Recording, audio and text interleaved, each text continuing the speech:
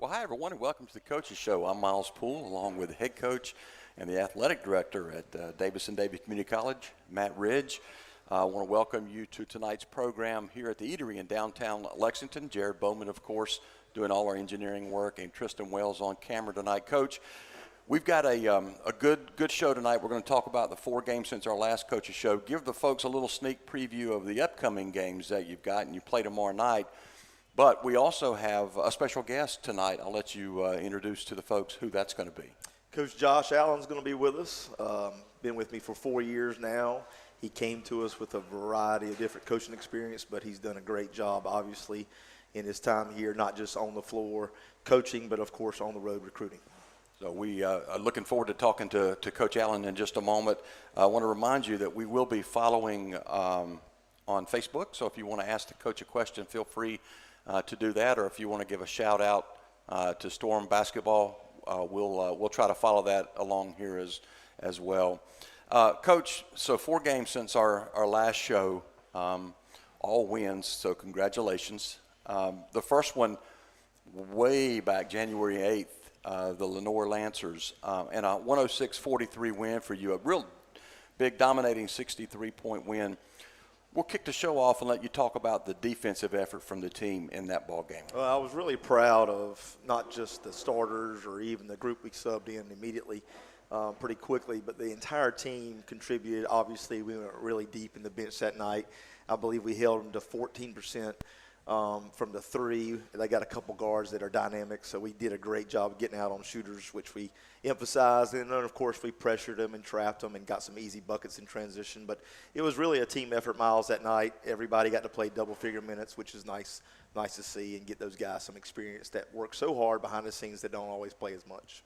Well, you dominated the glass in that contest, out-rebounding Lenoir 60-39, and that generated 30-second chance points for you guys to their 6. So a big advantage for the Storm. Question for you, how much do you and Coach Allen emphasize the importance of positioning, and how much work and practice goes into the art of rebounding? It's really all heart, and if you recruit kids that are willing to work really, really hard for 3 seconds when the ball is shot, you can out-rebound people that are maybe a little bit taller or even more athletic. I mean, we always give guys examples in the NBA and in the NCAA that do just that. Dennis Rodman, Charles Barkley, I could keep going. But our guys, we hold them accountable in practice by giving them something we call a brick save system. And anytime somebody doesn't crash or block out, we hold them accountable by giving that, and then at the end of practice they have to run for bricks. So we emphasize it as coaches, but at the end of the day it's got to be important to the kids. And as this season progresses, we have seen it be more of an emphasis, not just for our bigs like the Jarvis Tillmans and the Jaden Scrivens, but even some of our guards like L.J. Rogers and Javion are getting in there and getting some rebounds. Aaron Ross recently has been crashing really good too. So, it's a team effort, not just our bigs, but we expect our guards to crash. Well, after the Lenoir game, you faced Southwest Virginia, a team that came in a good 3-point shooting team, one of the best top 3-point shooting teams in the country. They come to Brinkley, and you guys come away with another big win, 99-64. That was a game that was rescheduled, I think, from the prior week, so you had a little more time to prep for the Flying Eagles. Question for you and for Coach Allen: do you guys do anything differently from a prep standpoint when you get that additional time? Not really. I mean, we prep for every opponent the same way. Usually we have at least 1 day, if not 2 days of film, a scouting report 2 days out, and then the day before we're really going over what we expect to see on both sides of the ball, not just what they're going to do offensively, but what we expect them to do defensively and how we're going to attack it. And a team like Southwest Virginia that shoots the ball so well from the 3, and so much of their offense comes from hitting jump shots, we really emphasize how we wanted to guard each individual player. And some of those guys, we expect them, we expect our players to close out on them by doing something we call a Ray Allen closeout, which is basically no space at all. We make them drive. And then the guys that can do both driving and shoot it, we call that a Kobe closeout, where you've got a guard at three as well as, somebody we expect to try to beat you off the bounce. And then the guys that aren't great shooters, we call those Rondo closeouts, because Rondo is such a good penetrator in the NBA, but not necessarily the best shooter. So Southwest Virginia doesn't have any Rondos. It seemed like everyone was either a Ray Allen or Kobe, but our kids did a phenomenal job during that game of taking the three ball away, taking their strength away, and making them drivers, which is, what we wanted to do that game. And I think we held them to 21% or 22% from the three. Yeah, they were 7 of 32, so you guys did a great job against that team.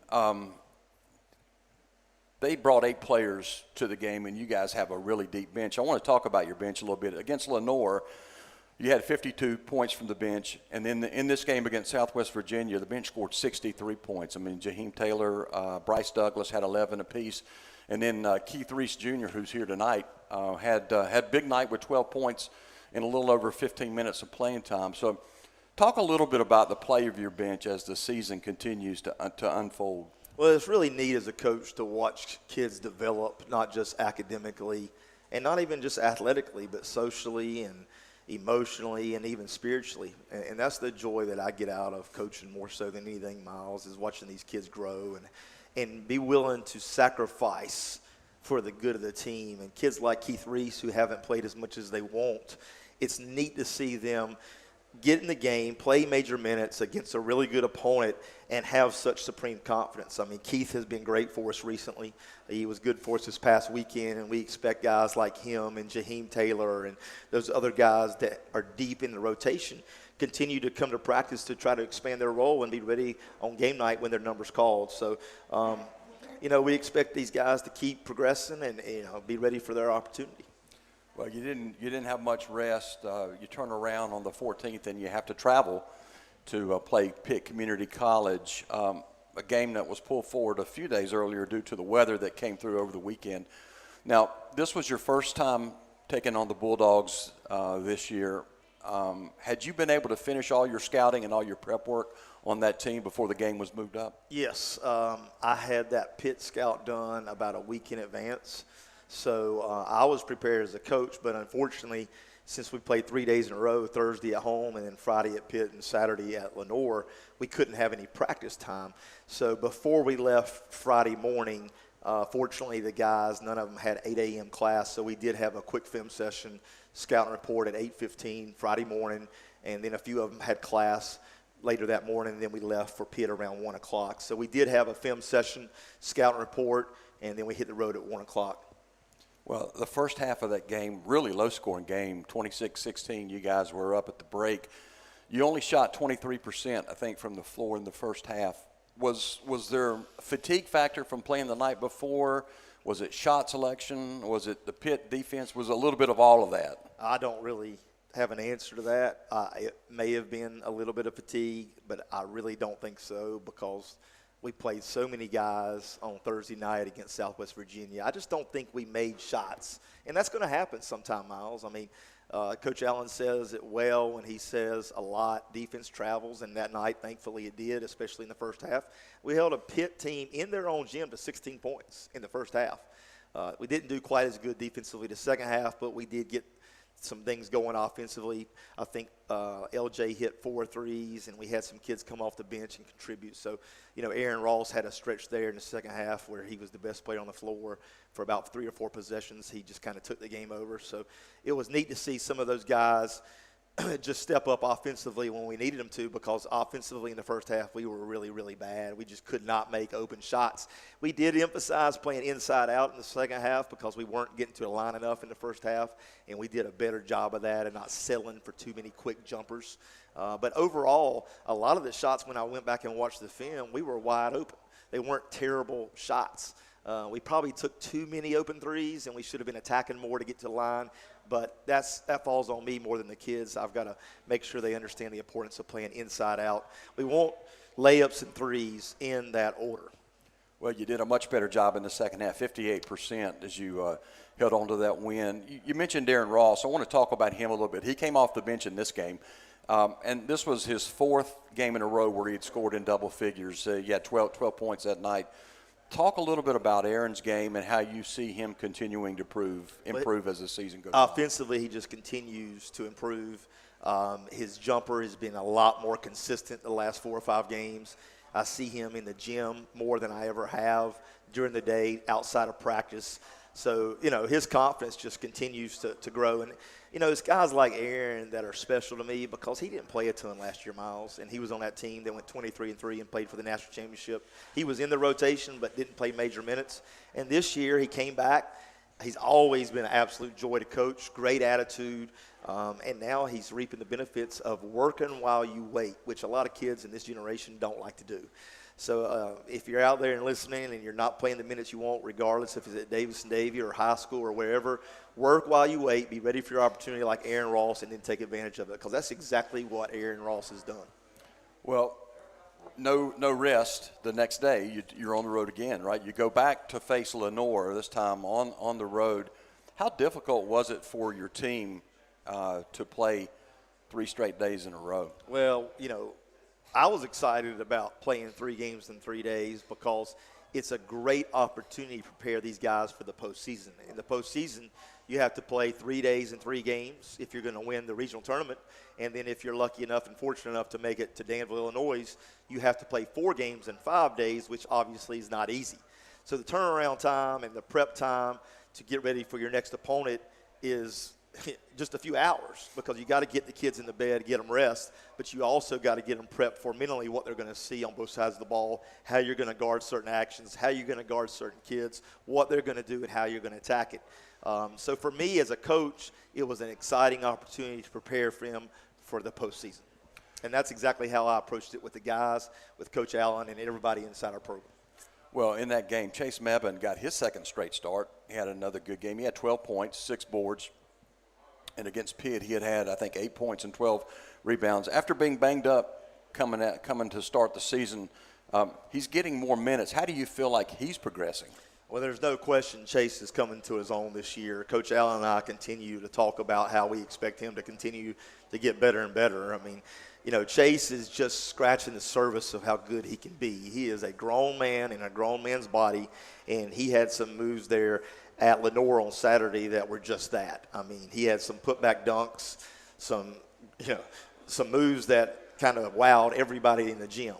He plays way above the rim. He's strong as an ox. He's skilled and talented. So I'm excited about the rest of this season and seeing how he continues to not just help us win, but his future in athletics in general, because I really think he's going to be able to go on and help a 4-year program. Well, in the game, you took really good care of the basketball against Lenore. You only committed 7 turnovers in the ball game. We spoke a little bit off camera about that before the start of the show tonight. Your turnover to assist ratio was 2.86, which is better than the typically targeted 2-to-1. What do you consider a good turnover to assist ratio? Well, when I was in Chapel Hill, a lot of the things that I believe in, I was taught from Coach Smith, Coach Ford, Coach Hanners, Coach Will. They always said a good assist-to-turnover ratio for any guard is 3-to-1, 3 assists to 1 turnover. But if you're a point guard, they expect it 4-to-1. And those are not easy numbers to get, obviously. But when I was looking back at assist to turnover and some of these charts that Kevin Egan's providing for me, not only do I see our team assist to turnover ratio improving, but certain individuals, the last 3 or 4 games have been phenomenal. Javion Jones, I was telling you, I think before we started the show, the last 3 or 4 games, he had 16 assists and only 2 turnovers. I mean, that's an 8-to-1 ratio. That is just phenomenal. So we got some individuals that are really making that a point of emphasis, and that's one of the 3 things that I believe you have to do to win a championship. That is, number 1, take care of the ball. Number 2, play great defense. And number 3, rebound it at a high level. And if you do those 3 things, you got a chance. We got some comments from the listeners coming in. Essie Jones saying hello. Kip Childress is watching also. Deborah Millicent White, great job, Storm. And then Kip Childress said, we've heard it time and time again across all levels of basketball that defense wins games. And I think our guys execute that. That's why we pick up so many points in transition. Comment on that? Well, there's no question. We like to get out and run. Kip, the whole philosophy behind that is we want to create as many possessions as possible because we feel like our guys are in elite shape. And if we wear you down over 40 minutes and we're in better shape than you, we should be able to out-execute you late in the game if we're not tired and you are. So that's the whole philosophy behind it. And obviously in recruiting, every kid thinks they want to play fast. Not every kid is willing to do what it takes to play fast. But I think it helps us in recruiting. But at the end of the day, our defense is our bread and butter, and we want to create offense off of our defense by getting stops, getting deflections, and getting out. But to be honest with you, I want to run even after our opponent score. We expect our 4s and 5s to get the ball out quickly to our point guard and pitch the ball ahead, and our first option is always fast break, and then if we don't get it, flow right into our secondary and our 5-out or 4-round one motion. Well, I can tell you guys play fast and you guys run it because trying to call one of your games sometimes can be a little bit tough. It's a blur sometimes. I've heard Manuel and our statisticians say just that. I can't imagine having to do the stats job or your job at the pace in which we like to play at. But one of the things I think is really important from a coaching standpoint is you have to demand your kids to practice fast, because if you can't think fast, you can't play efficiently and play well fast. It's one thing to play fast, and it's another thing to play fast and not in a hurry. So we kind of expect to do both, which is not always easy. It's certainly fun to watch. Charity Lassiter-Ross, thank you, Coach. And then Tana with a hand clap there. So a lot of folks sending in some love for Storm basketball. Well, everybody online, Charity, Essie, who am I missing? Kip, thank y'all for tuning in tonight. Appreciate you. Yep, Deborah White, everybody online. Appreciate you, love you. And we look forward to seeing you at the next game. Okay, so we're going to take a break and bring in our special guest, Coach Allen, Josh Allen, who is into his 4th year as an assistant here for the Storm. Coach, come on in here and squeeze in. Oh, yeah. So welcome to the program. Yeah, appreciate you having me. Okay. Before coming to DDCC, I was looking at your bio. You spent several years coaching teams at different levels. Can you tell us a little bit about those coaching experiences? Yeah, Miles, I started coaching still when I was still in the military and going through undergrad, some local AAU with Mid-State Magic out in Burlington, just 5th, 6th, 7th, 8th, 9th graders, young. And I got my first head coaching job at Northern Guilford JV. So I was at Northern Guilford for a year, and then after I graduated with my bachelor's degree from UNCG, I spent a year at High Point Central. And after that year at High Point Central, Coach Patrick Battle was the head coach at High Point Central at the time, varsity, told me, if you want to get into college coaching, you need to get out of high school. He said people get stuck in high school, they get a job, they get a family, and they kind of get stuck in the rut of high school basketball. So if that was my goal to coach on the collegiate level, I need to get out of high school.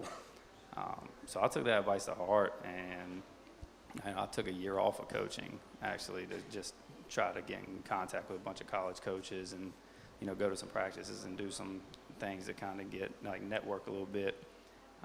So I went a year of grad school, didn't coach at all, and I ended up at 22 Feet Academy in Greenville, South Carolina. A lot of high major, mid-major players, post-grad, national teams. So I was coaching at the national level at high school, and then after that, Legacy Early College, which is another national high school out in Greenville, South Carolina. Coached a lot of high-level talent there. And when I saw the job posted at once upon a time DCCC, I applied, and Coach Ridge, emailed me back, got me up for interview, and I've been here 4 years. So this position is my longest tenure coaching position since I started coaching. So just been bouncing around and trying to work my way up and going through different, starting from 5th grade up, just coaching various levels, and I ended up in a good spot. So you mentioned the Marines after high school, Southern Alamance. You joined the U.S. Marine Corps. Number one, thank you for your service. You spent 6 years, I think. 6 years, yes, sir. What training or experiences there do you think helped you become a better coach, a better leader of young men? I think one of the biggest things is discipline. In any branch of the military, especially the Marine Corps, being disciplined and having that attention to detail can be the difference between life or death in the military, which is not that bleak in coaching, but it kind of sets you up for a mindset that the littlest things make the biggest difference. So I would say the discipline you get in any form of the military, the attention to detail, the leadership skills that you learn, and just the consistency. A lot of things that go on in any military branch is very consistent, because any deviation can be the difference between success or failure. And I think just some of those traits transfer over to coaching in the same aspect, especially working with this man right here. The discipline aspect and attention to detail, and just making sure all the little things get taken care of goes a long way. So I think those are probably some of the biggest things, and with the leadership aspect of it as well, just being ready to lead young men. So you're a UNCG grad. I am too, so got to give a shout out to the Spartans. Yes, sir. Then you went off to, you mentioned grad school at West Virginia. After school, I mean, what led you? I'm curious. What led you into wanting to become a coach? I think I really just wanted to give back to the game of basketball once my playing career was over. In grad school, kind of, helped me see that, where, I was done playing. I wasn't coaching at the high school level. I went to grad school for a year, and I was just working with, local high schools and on-court training sessions, and it kind of made me see, like, hey, maybe this is something that I really want to stick to and actually turn into a career. So I think that's more so what it was. Just I wanted to give back to the game, basketball, because it's always been there for me. Like, the game of basketball has given me a lot, so I kind of wanted to give back to the young men who were experiencing it throughout their life, just like I did. So 4 years ago, you apply, you get the job at DDC. At the time, it was DCCC. Now DDCC. What's it like from your seat being part of an NJCAA elite program? Because this is an elite program. It is an elite program, and there are other elite programs around the nation, so I can't speak for them. I can only speak for working for this man, because I feel like we are probably one of the only programs in the country that gets so much done with so little. When you go to nationals, and the team that you look at, Des Moines area, the team we lost in a national championship, and you look at their bench, and they have 5 coaches, an athletic trainer, they have everything there, and this is all we got. And it's a whole different ball game. We gotta work a lot harder. We gotta spend a lot more time, a lot more hours, making sure our players are prepared to be successful. And that's gonna be at any elite JUCO in the nation. But I feel here with Coach Ridge, we got a lot more to do with a little less than a lot of other programs do. So, I don't think a lot of kids or, parents or just fans understand everything that goes into what we do. But it shows on game day. They understand the product. But I love it. I love being here and love working with this man. So I can't complain about it. It's just more than just coaching. Recruiting is a big part of what you do, right? Oh, How much time on the road do you spend? More than the job that pays my salary, so more than my other job. We're on the road probably about every night that we can get out, and you depending on where you're going, it's a drive to get there. You stay for the game, you talk to the player, and then you drive back. So you're looking at the shortest for maybe 3 to 4 hours a night recruiting, if you're able to go out recruiting, which we typically do about every night we can, to possibly 5 or 6 hours. It might be a game like last year when I went out to First Flight. You got to drive out to Kitty Hawk one night and come back, or drive out to West Carteret or some of these schools out there. It takes a lot of time just to go talk to the kid for one time, but it's about making that impression, because these kids remember that, and it's about building those relationships. So, I talk about it all the time with a lot of the kids that are on these teams. These relationships were built 3 years ago, almost 4 years ago for some of these guys that have been here for 3 years. We started that relationship with them almost 4 years ago. So that's what goes a long way. It's just that one night you might go out and talk to the kid, and then you keep communication with them. They come up, and now they've been here 4 years, 3 years. So we spend a lot of time out on the road recruiting and just recruiting in general, communicating with kids, and building those relationships. Well, the first year you came on board, I think it was the first year you guys moved up to Division II, and then your second year, the team went 31-1. I mean, you guys were poised, ready to go into the national championship, and then COVID ended the season. How tough was it to end the year that way? It was heartbreaking. I mean, it's still heartbreaking. That's a feeling that'll never go away, especially for myself, Coach Ridge, and the kids that are still on the team now that were part of the 31-1 team, because we see it every day. We walk into the gym, and there's a banner hanging up right there that lets you know that, hey, that got canceled. The kids that have moved on and gone, I know it still hurts them. You put a lot of time and effort to not even get the chance. And, we weren't the only team that felt that way. Yeah. There were a lot of D2 and D1 teams that probably had the same heartbreak we did. D3 were the only, level that actually got to get a national championship in that year. And, it's just, it breaks your heart to sit there and be practicing to go to nationals, and then all of a sudden have to tell them, no, this is it, this is done. And, like I said, we weren't the only ones that felt that way. Lucky enough, we only lost 5 guys off that team. A team like Milwaukee Area Tech that year, who was 31-1, they were the 1 seed, and they had 11 sophomores. Like it's probably a little more heartbreaking for those kids, but everybody had that, just had it ripped away from them. It's just something you'll never forget that feeling, or never forget that moment. So Last year was a different story. You guys did make it into the tourney. You played the tourney and made it to the final game. You guys were runners-up. Had to be a great experience. Tough ending, but that last year had to be a pretty cool experience to get all the way to the national final game. yeah, that doesn't happen very often for anybody. So just to be able to get to that game and have the chance to play in that game, a very few percentage of programs get to do that.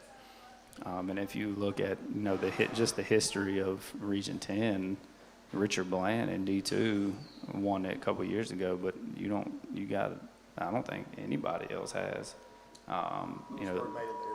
Lewisburg made it and played in it. We made it and played in it. But for Region 10, that's a big milestone. It didn't end the way we wanted it to end, but the fact that it was the program's first time at the D2 national tournament, and get to play in the national championship game is a huge milestone. And we got a lot of those kids that came back to try to do it again, so hopefully we can get right back there. I wanted to ask you, about that. So you had some kids off of that team last year that had an opportunity. They could have gone and played at some 4-year schools, but they chose to come back. They chose to come back for really their third year.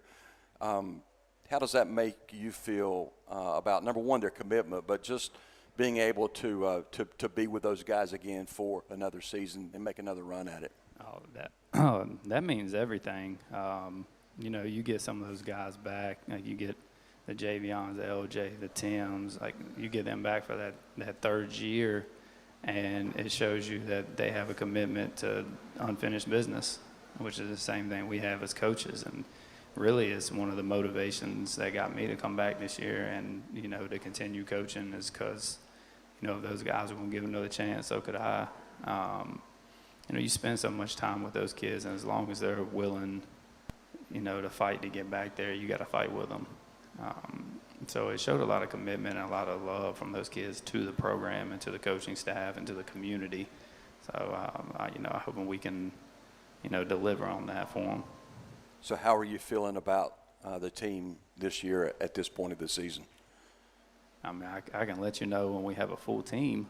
And, if we can get all 15 guys healthy, I'd have a better answer. But we still have a lot of potential that's untapped. We have a lot of talent that can play on a lot of teams within our region. We just got to put it all together and just, put a full game together. I still don't know if we've, done that yet. We have guys that can shoot it that don't shoot it well any given night, or we have guys that are great defenders that don't defend well any given night. So when all of that clicks and we put all of that together, we're a tough team to beat. We talk about all the time, when are we ever going to see the full team for this year? Nobody's seen it yet. We went a 4-game stretch without Javion, and we get him back. Somebody else get injured or somebody else get hurt, so we never have a full team to see what we're fully capable of. But with that potential we have, it's a national championship team. If we can put it all together and everybody can buy in and do their part and play their role, we're a national championship team. So I got one more question for you, Coach. And I agree with you. I think you are. Earlier this season, there was a right before the show, Coach was out of the practice, and you ran the practice. Some of the players came in, and we asked who's the tougher coach, and they said, Coach Allen by far is a tougher coach. I got a question. Are you a tougher coach than Coach Ridge? I wouldn't say that I'm a tougher coach. I wouldn't say that I'm a tougher coach. I would say I go at it a little differently. I'm a little louder and a little more direct towards the players, I would say. It's all love, and they know that. But I think I point out things a little bit more specifically with players at certain times. But tougher, I don't know. I'll have to let the players speak on that one. Right. I don't think so. All right. Well, thank you, Coach. Coach Ridge, any comments for Coach Allen? I just appreciate all the time and the sacrifice that goes into this. And until you walk in his shoes, you don't really know what all goes into it, all the stuff he does behind the scenes, the getting there early to lay the jerseys out, the setting up the gym, the taping the ankles, the driving the van, the going recruiting. I could go on and on and on. And the guys that have walked in his shoes, the Malcolm Jays, the Brandon Mullises, et cetera, they know. I'm demanding on the players. I'm demanding on my staff. But I'm just blessed to have people like Coach Allen in our basketball program, in our basketball family that have helped us make who we are. Appreciate you, Coach. Thank you, Coach. Appreciate Yes, sir. Appreciate all you do for the team, and making a difference in the lives of these young men. So thanks for that. Nope. Drop the mic. Coach Josh Allen. We got one of our – you can leave that chair there. One of our most loyal fans here tonight, Brian Hughes. Come on up. Come on, Brian. Brian's been following us for many, many years. He's spoken, I think, once before on the show. And since him and his 2 wonderful children are here tonight, I thought it might be good to ask him a couple questions. Or you can ask me some questions. How about that? All right. Chair, so We can do it either way. Welcome. Yeah. Welcome. Yeah, Brian, you got any questions for Coach? Fire away. Coach, what do you do when someone's in a shooting slump? How do you help them work through that? Tell them to get their butt in the gym and get up shots. No, I'll tell guys like. I won't call any names. Well, I will. LJ Rogers is a phenomenal shooter, and he goes games where he's not hitting. And I tell him, shooters, keep shooting. You have the right to miss as long as it's a great shot when you're open on balance in your range. I'll be mad if you don't let it fly. We have challenged LJ to be more consistent. But at the end of the day, it's all between their ears. And LJ's got great form.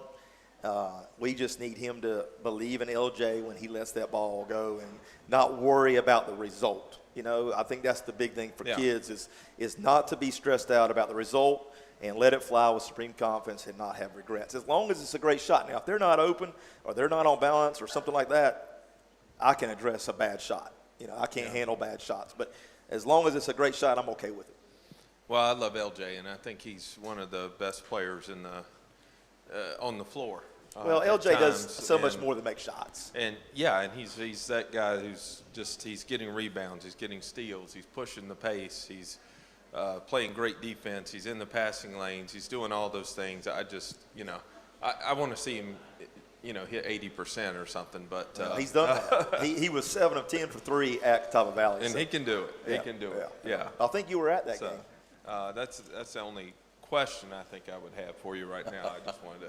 Well, and ask you about I was that. a shooter in college. I transitioned from the point in high school to the wing in college, and my coach didn't have to tell me to stop shooting. I just let it keep flying. If I was open, of course, I play with some guys like David Neal that told me to keep shooting, and I think that always helps. But LJ, if you're listening, please, if you're open, let it fly. I think all of our shooters know that. I want them to shoot it. They have the right to miss. So I think that's important for the kids to know that. Yes, absolutely. All right, Brian, so I got a question for you. Okay. So how did you become a Storm fan, number one?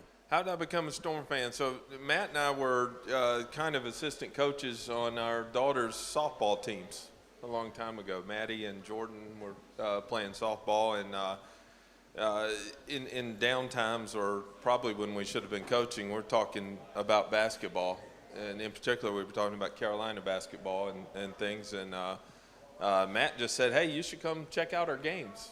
You should come see it. And I come to one game in Brinkley Gym, and I was hooked because I love good basketball, and it's great basketball, and it's what I think you should do. One of the things I love about the Storm and the way they play is that everything is contested. So if you're an opponent and you're playing the Storm, you've got to be mentally beyond tough because you're not even going to be able to inbound the ball without someone contesting that. And so I love that style of play. I love to see it.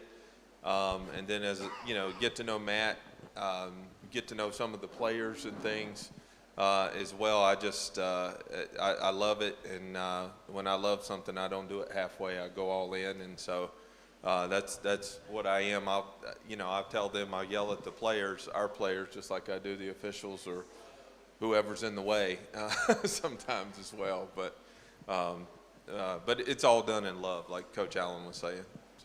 So you're talking about the intensity, and I sit up there and I get a chance to watch, and I think to myself, I would hate to be an opponent coming into Brinkley and play as well, because it's not just 5. I mean, he's going to rotate 10, 12 players. You're going to get the same intensity from everybody. Right.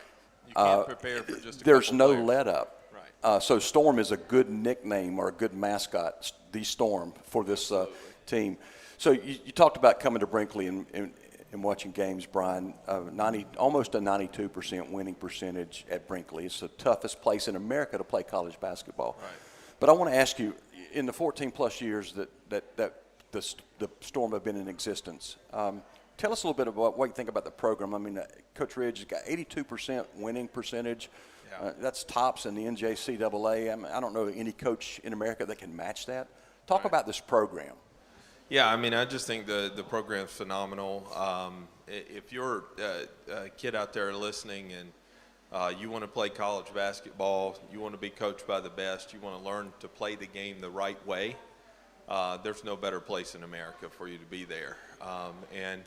Like I said, I just love the way things are done, and very seldom disagree with you when I'm watching the games and things, but I just love to watch it and be a small part of it. Do you have a favorite memory over those seasons? Yeah, there's probably a few of them out there. I think one of them I think about a few years ago, we'd had some injuries and some probably off the court stuff and things, and we just couldn't seem to get healthy. And we had played. This is back in the D3 days, and so we played Sandhills a few times, and I think got our rear end handed to us a few times. And then we went down there, and we had Ty was back at point guard, and we went down there, and Sandhills made the mistake of letting the Storm fans sit together at the game, and so we were rowdy down in our corner where we were, and we just took it to them on their floor. And so for me, that's just one of the best memories. Roy Williams always said, "Go steal somebody's cookies," and so I love going into somebody else's floor and stealing their cookies, and so that's one of my favorites. I think also a couple years ago, the 31-1 team just taking it to Wake Tech there in Brinkley Gym, and I wasn't there. I had to watch it that day, but man, I just loved watching how they played and seeing that, and so it was phenomenal for me. And then last year, going up to Danville, even though we didn't get the ultimate goal that we had, but just being there with COVID, we couldn't have a lot of interaction with the players. Yeah. I like to see the players. I like to high five them. I like to hug their neck. I like to see how they're doing and talk to them and things. Couldn't do that a whole lot, but Danville gave us an opportunity to do that. And so ultimately, it didn't wind up the way we wanted it to, but they accomplished something that no other team here has accomplished. And that says a lot with this program and what they've been able to do and things. But just being able to see the players, to experience that, to be around them, like I said, ultimately, the ultimate prize didn't turn out the way we wanted, but just as far as a favorite memory, those are probably my top three. Yeah. Well, maybe we can get back to that. Is it Danville again this year? It is. Playing in Danville again? It's been there for many, many years. So maybe we can get back to that, and the outcome will be certainly different this year. I hope so. I've got a hotel reservation, so I like it. I don't want to let that go. No pressure. Now, that is supreme confidence, Coach. That is supreme confidence. I like that. There's a little pressure there, too. So, Brian, thank you again Yes, sir. for being such a loyal Storm supporter. That's what makes this program so fun to be around. I mean, you guys are great. So, Well, last year when we're getting on the bus at 4:35 a.m., Brian Hughes shows up with his daughter Jordan, and just to see us off. And then, of course, they drove all the way across the country, I believe. Drove all the way across the country to see us play in the national championships. And, it's just another example of somebody completely invested, not just at home games, but travel all over the state and the country to support us. And we have so many people in our community like Brian and Manuel Teague that pour their heart and soul, and in some cases their checkbook, into our basketball program. And we're just so blessed to have this community be a big part of our family, which is what I envisioned 15 years ago when we started. So we appreciate people like Brian and his family. Brian, thank you so much. Yeah, that's what makes this fun to be around, Coach. All right, so we got some more comments just real quick. Let's see. Gary Yance, Coach Ridge, it seems to me that good players play to the level, up or down, of their opponent's level. What action do you take to get the team mentally prepared when they're not the underdog? Gary, that's a great question. We prepare the same way for every team, and we try not to get too high or too low for any one game. Obviously, the kids understand who they're playing, but one of the things we try to pride ourselves in is playing the game the right way. We use the analogy, I was taught this in college, of playing the golf course. And I'm sure you understand that, Gary, since you're such an avid golfer, and you've kicked my rear in golf before. But in golf, you just play the course, you play it the right way, and at the end of the golf round, you compare scores. And so you're not really playing up or down because you don't know how everybody else is playing on the course. So we use that analogy with our kids to play the game the right way and let the score take care of itself.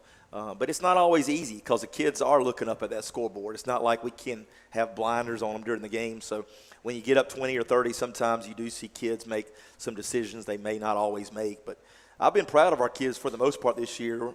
We've extended those leads from 20 to 30 and sometimes 40 and even in one case 62 points. So, I have to commend our kids on that. So Tristan Wells, let's go Storm. Essie Jones, thank you, Coach Ridge, Coach Allen. We love you both and the Storm team. Mr. Miles, you do a great. Thank you very That's much, the truth. Essie. You do a great job. She is. I really appreciate her a lot. Charity Lester, again, thank you, Coach Allen. Kip Childress, Brian and his family are a great asset to our team. We love hearing his energy and passion for our guys. I agree with that, Kip. Brandon Mullis is watching. We got one more here, Coach. Deborah Millicent-White. Coach Ridge, do you get time to play basketball for fun, still in between all your hard work coaching? Thank you for being a great coach and person. If I could still play, I would. this is the closest thing I can do to playing is coaching.